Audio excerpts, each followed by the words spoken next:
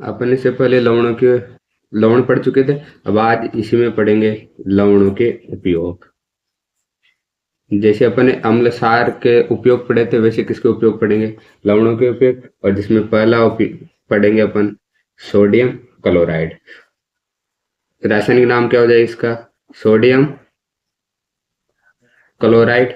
और इसका जो साधारण नाम इससे जाना जाता है, इसको जाना जाता है टेबल साल्ट से। कौन से नाम से जाना जाता है? Table salt. अगर इसको गलित अवस्था में लिखा जाए, गलित सोडियम क्लोराइड, तो इसको कहा जाता है ब्राइन। क्या कहा जाएगा? ब्राइन। अब सोडियम क्लोराइड है ना, ये ठोस अवस्था में तो विद्युत धारा का चालन नहीं करता है, विद्युत धारा का चालन नहीं करता, पर गलित अवस्था में किसका चालन करेगा? ये विद्युत धारा का।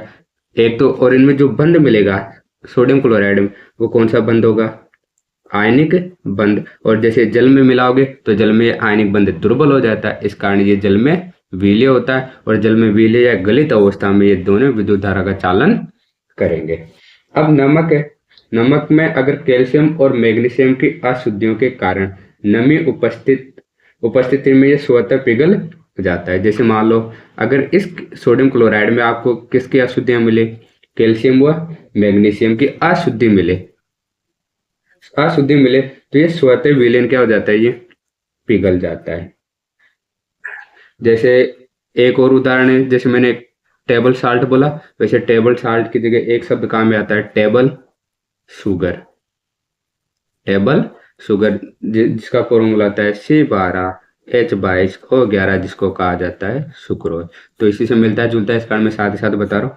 टेबल साल्ट तो कहा जाता है सोडियम क्लोराइड को, और टेबल शुगर कहा जाता है सुक्रोज को। वैसे इसका उपयोग है ना, सर्वाधिक उपयोग किसमें किया जाता है? भोजन में। भोजन को स्वादिष्ट बनाने के लिए किसको मिलाया जाएगा? नमक को मिलाया जाएगा। और साधारण इसको किससे जानते हैं? नमक के नाम से। किसे जाना जाता है? नमक से। और मांसपेशियों की गति, क्योंकि इसमें आपको मिलेगा सोडियम क्लोराइड आयन। जल में घुलने के बाद सोडियम आयन देगा और क्लोराइड आयन देगा, इस कारण मांसपेशियों की गति में, मांसपेशियों की गति या तंत्रिका आवेग या फिर रक्तचाप, इन सभी में इसका उपयोग होता है। और आपको कई बार पाँव चलते चलते पाँव में क्रैक आ जाते हैं, मतलब क्रैम्प, जिनको क्रैम्प कहा जाता है, वो क्रैम्प भी सोडियम साल्ट इसी की वजह से आता है, जिसमें किसकी मात्रा कम हो जाती है? सोडियम क्लोराइड की मात्रा। वो पसीने के रूप में बाहर बह जाते हैं, इस कारण अपने शरीर में पाँव में या हाथों में क्या आने लग जाते हैं? क्रैम्प आने लग जाते हैं। इस कारण थोड़ा बहुत दर्द महसूस होता है, ऐसे लगता है जैसे कि मांसपेशियों में खिंचाव उत्पन्न हो रहा हो। इसके अलावा अगर आपके पास सड़क है, सड़क पर क्या जमी हो? बर्फ जमी हो, तो उस बर्फ को हटाने के लिए किसका उपयोग करेंगे? सोडियम क्लोराइड को। या फिर नमक, जल या द्रव के क्वथनांक में वृद्धि करना है, जैसे मान लो मेरे पास जल है, जल के क्वथनांक में वृद्धि करना है, तो वृद्धि करना है तो मैं इसमें क्या मिला दूंगा? सोडियम क्लोराइड, जिसके इसके क्वथनांक में तो क्या हो जाएगी? वृद्धि हो जाएगी। अगर मैं इसके वाष्प दाब की बात करूं कि इसके वाष्प दाब में क्या होगी, तो वाष्प दाब में तो कमी हो जाती है, वाष्प दाब में तो कमी, पर क्वथनांक में वृद्धि। इसी के साथ अगर मैं हिमांक की बात करूं तो हिमांक में भी क्या हो जाएगी? कमी। हिमांक में भी क्या हो जाएगी? कमी। और इसी के अलावा अगर मैं बात करूं आपके प्रासरण दाब, किसकी बात करूं? प्रासरण दाब, तो प्रासरण दाब में भी क्या हो जाती है? वृद्धि हो जाती है। तो ये जो मैंने सारी चीजें पढ़ाई है, उसको कहा जाता है क्वथनांक में ओनियन, वाष्प दाब में आपेक्षिक अवनमन, हिमांक में अवनमन, और प्रासरण दाब ये होते हैं अणुसंकेयक गुणधर्म। अणुसंकेयक गुणधर्म होते हैं जो पढ़ा जाता है विलयन के लिए। किसके लिए पढ़ा जाएगा? विलयन के लिए। अब इसी के साथ में दूसरा उदाहरण अपने पास baking soda, sodium bicarbonate, इसको कहा जाएगा बेकिंग सोडा, या इसी का रासायनिक नाम है सोडियम बाई कार्बोनेट। साधारण नाम क्या हो जाएगा इसका? Sodium by carbonate. और यह एक है ना बहुत ही दुर्बल असंक्षारक असंक्षारक सार होता है। दुर्बली असंक्षारक सार होता है। और इसमें अगर मैं थोड़ा सा दुर्बल अम्ल मतलब सोडियम बाई कार्बोनेट है, इसको मैं बेकिंग सोडा कह रहा हूँ, इसमें अगर दुर्बल सार मतलब इसके अंदर क्या मिला दूं, टार्टिक अम्ल मिला दूंगा, तो ये बन जाएगा मेरे पास बेकिंग पाउडर। और बेकिंग पाउडर का उपयोग अगर अति अम्लता की स्थिति हो रही हो तब इसका उपयोग किया जाता है। मतलब ये एंटा एसिड के तौर पे काम में किया जाता है। किसके तौर पे काम करेगा ये, एंटा एसिड के रूप में। और इसी के अलावा मैंने एक और उससे पहले बताया था कि एंटा एसिड के रूप में किस कौन से सार का काम में लिया जाता है, तो मिल्क ऑफ मैग्नीशिया का। ये लवण है और ये क्या है, मिल्क ऑफ मैग्नीशिया। तो आपसे क्वेश्चन पूछा जा सकता है ऐसे कि मान लो अति अम्लता की या किसी की स्थिति है, अति अम्लता वगैरह किसी की स्थिति है, तो आप कौन से पदार्थ का उपयोग करोगे। और उसमें क्वेश्चन में दे रखा हो या तो क्या दे दे लवण या क्या दे दे सार। अगर सार दे रखा है तो आपका आंसर जाना चाहिए मैग्नीशियम हाइड्रोक्साइड। अगर लवण दे रखा है तो बेकिंग पाउडर कौन सा देगा, बेकिंग पाउडर देगा। और बेकिंग पाउडर किससे बनेगा, सोडियम बाई कार्बोनेट के अंदर क्या मिला होना चाहिए, टार्ट्रिक अम्ल। उसी को क्या कहूंगा मैं, बेकिंग पाउडर। और baking soda only sodium by carbonate को बेकिंग सोडा कहा जाता है। अब इसके अलावा इसकी दूसरी है, कोई केक है, केक है या पाव रोटी है, पाव रोटी या खमण में आदि में स्पंज उत्पन्न करने के लिए क्या जाता है, क्या उत्पन्न करने के लिए, स्पंज उत्पन्न करने के लिए क्या जाता है। क्योंकि ये जैसे उसमें घोला जाएगा तो यहाँ से गैस रिलीज होगी, कार्बन डाइऑक्साइड गैस। और कार्बन डाइऑक्साइड गैस रिलीज होने के कारण ये उनके अंदर स्पंज उत्पन्न करता है, मतलब उनको सॉफ्ट कर देता है। इसका पूछा जा सकता है कि इसमें क्या मिलाओगे, तो बेकिंग सोडा काम में ले सकते हो। अगर यह आपको दूध को खराब करना है, मतलब दूध को फाड़ना है आपको, तो दूध को फाड़ने में भी आप किसको काम में ले सकते हो, बेकिंग सोडा को। इसके अलावा थर्ड है धावण सोडा, जो कपड़े धोने का आता है उसी को कहते हैं धावण सोडा, या इसी को कहेंगे वॉशिंग सोडा, जिसको सोडियम कार्बोनेट डॉट 10H2। तो धावण सोडा के अंदर कितने क्रिस्टल के जल के अणु हैं, तो 10 जल के अणु हैं। और इसी का रासायनिक नाम है सोडियम कार्बोनेट। 10 जल के अणु है तो डेका हाइड्रेट, हाइड्रेट। तो ये इसका रासायनिक नाम है। और इसी में अगर आप ओनली सोडा एस पूछा जाए कि सोडा एस क्या है, तो क्या हो जाएगा सोडियम कार्बोनेट। ये क्या होगा आपका सोडा एस। और इसके धावण निर्माण में साल्वे विधि द्वारा किया जाता है। इसके धावण का जो निर्माण है ना, ये कौन सी विधि से किया जाएगा, साल्वे विधि द्वारा किया जाता है। और जिसके अंदर किसको प्रयुक्त किया जाएगा, सोडियम क्लोराइड का। अब इसके उपयोग है ना जल के मर्दूकरण में भी किया जाता है। जल के बताया रहता है अभी कि जल के दो प्रकार होते हैं, एक होता है मृदु जल और एक कौन सा होगा, कठोर जल।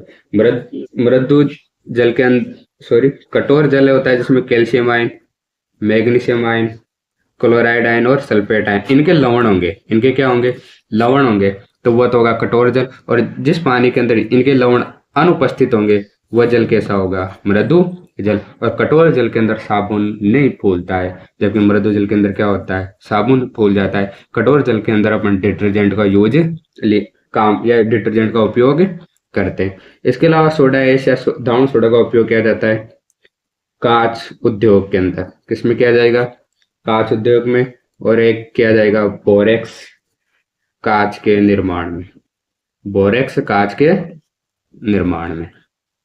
इसके अलावा एक लास्ट उदाहरण अपन इसमें पढ़ रहे हैं विरंजक चूर्ण, विरंजक चूर्ण।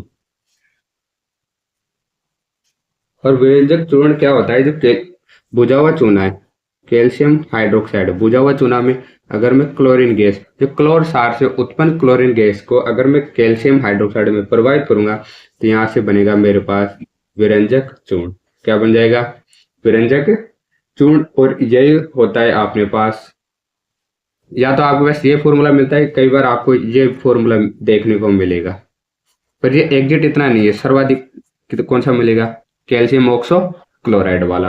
और इसी को कहा जाता है विरंजक चूर्ण। और ये विरंजक चूर्ण है ना, एग्जैक्ट अगर आप विरंजक चूर्ण के बारे में जानना चाहते हो तो विरंजक चूर्ण ये अकेला नहीं है, ये एक मिश्रण होता है जिसमें आपके पास मिलेगा calcium oxochloride plus calcium oxochloride plus calcium chloride, इन सभी का जो मिश्रण होता है उसी को क्या कहूंगा मैं, विरंजक चूर्ण। और इसका रासायनिक नाम पता है चल गया आपको, कैल्शियम ऑक्सोक्लोराइड या कैल्शियम क्लोरोहाइपोक्लोराइड।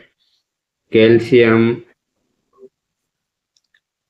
ऑक्सोक्लोराइड, या फिर इसका दूसरा नाम कौन कौन सा होगा, कैल्शियम जो इसके अकॉर्डिंग है क्लोरो हाइपोक्लोराइड क्लोराइड। ये दोनों ही नाम है, आपको एग्जाम में कौन सा पूछा जा रहा है उस पर डिपेंड करेगा। अरे विरंजक चूर्ण है ना, इसका कलर होता है पीला। इसका कलर कैसा होता है, पीले रंग का होता है। और इसमें विशिष्ट गंध होती है। इसमें कैसी गंध होती है, विशिष्ट गंध होती है। और वो गंध होती है क्लोरीन की वजह से। किसकी वजह से होगी, क्लोरीन के कारण। और इसका उपयोग किया जाता है वस्त्र में बालों का रंग उड़ाने में।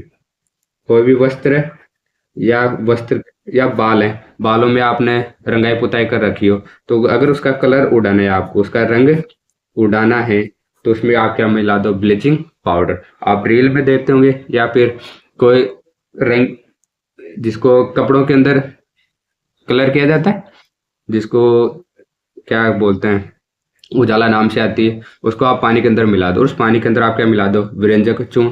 और तो कुछ समय बाद वो कलर क्या हो जाएगा, गायब हो जाएगा। वैसे बहुत सारे साधु संत जादू दिखाने के चक्कर में यही करते हैं, उसमें आपको डाई डाल देते हैं। और उस डाई आपको दिखेगा, स्टार्टिंग में कलर डाल रहे तो आपको दिखाई देता है, कुछ टाइम उसे हिलाने के बाद वो डाई ऑटोमेटिक क्या हो जाती है, गायब हो जाती है। उसका कलर गायब हो जाता है। वो कलर किस वजह से गायब होता है, विरंजक चूर्ण की वजह से।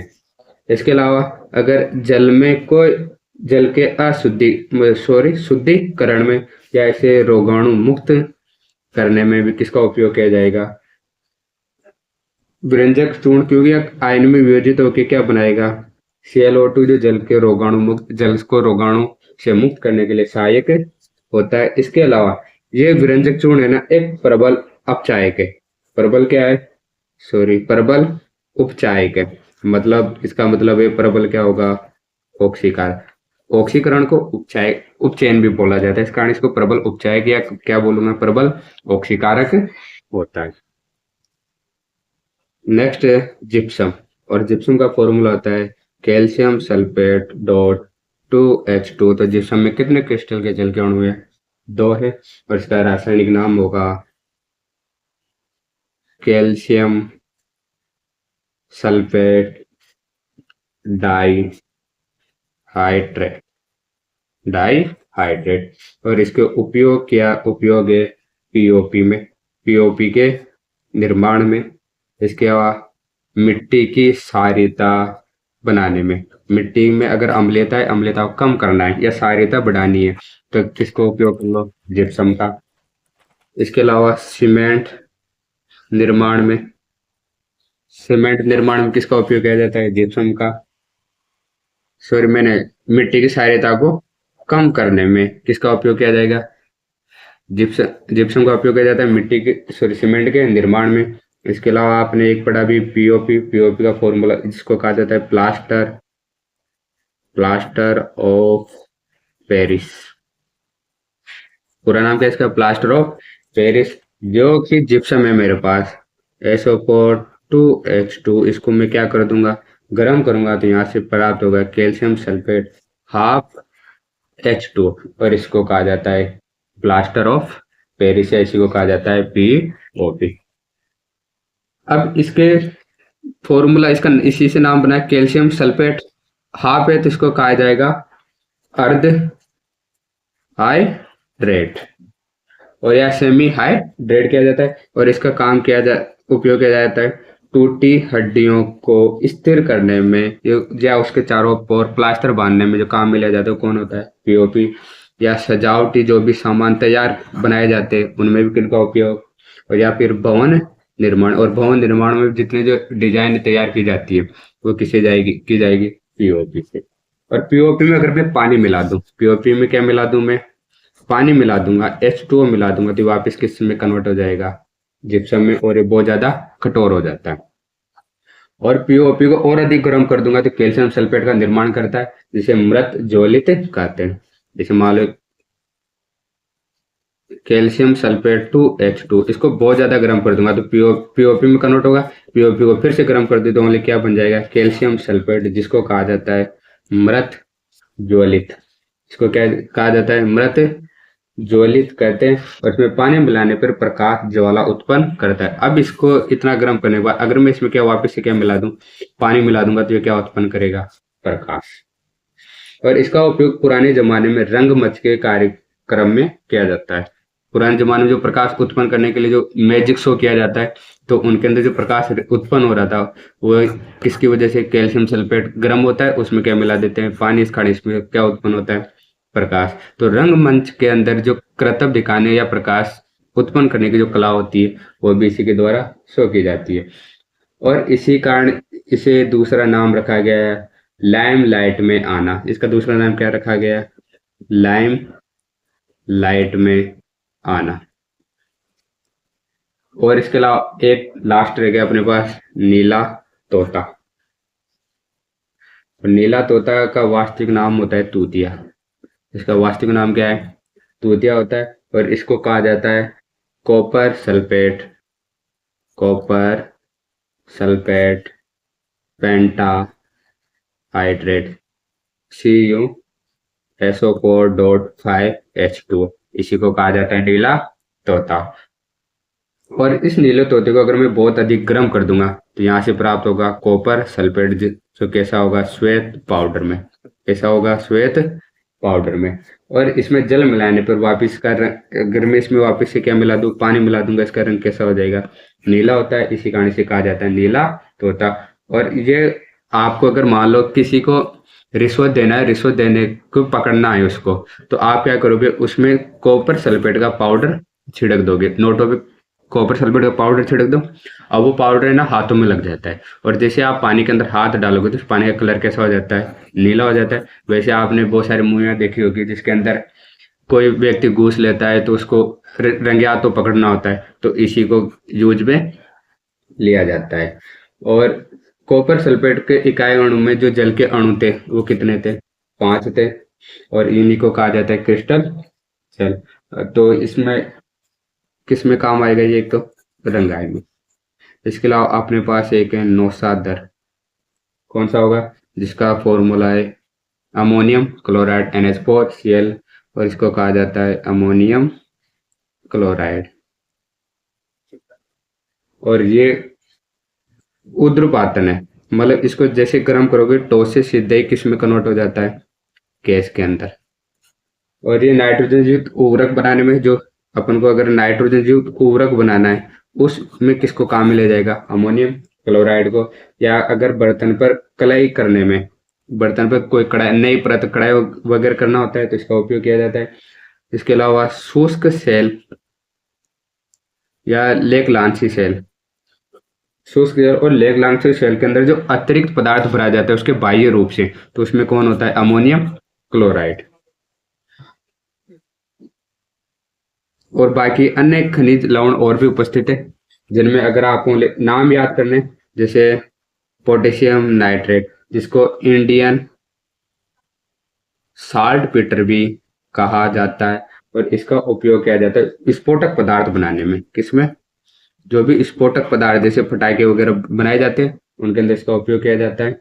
और इसको अगर इसमें रंग, पटाखों में कलर वगैरह डालना है कि इसमें वैसे कलर दिखने चाहिए, तो उनके अंदर या तो बेरिलियम मिला दो या स्ट्रोंशियम जाके मिला दो, कैल्शियम मिला दो। इस कारण वो जो पटाखे होते हैं वो पटाखे रंगीन ज्वाला के साथ जलते हैं। इसके अलावा आपके पास एक है सोडियम नाइट्रेट, जो जिसको कहा जाता है चिली साल्ट पीटर, इसको क्या कहेंगे, चिली साल्ट पीटर। और इसका काम लिया जाता है उर्वरक में, किसमें उपयोग किया जाएगा, उर्वरक में। तो इतने एक लवण थे अपने पास, इसमें कुछ एक्स्ट्रा भी थे, 10वीं से कुछ ज़्यादा हो गए इसमें, और ये रीड के लिए बहुत ज़्यादा इम्पोर्टेंट है। तो इतना पढ़ने के लिए धन्यवाद, फिर अगले वीडियो में मिलेंगे।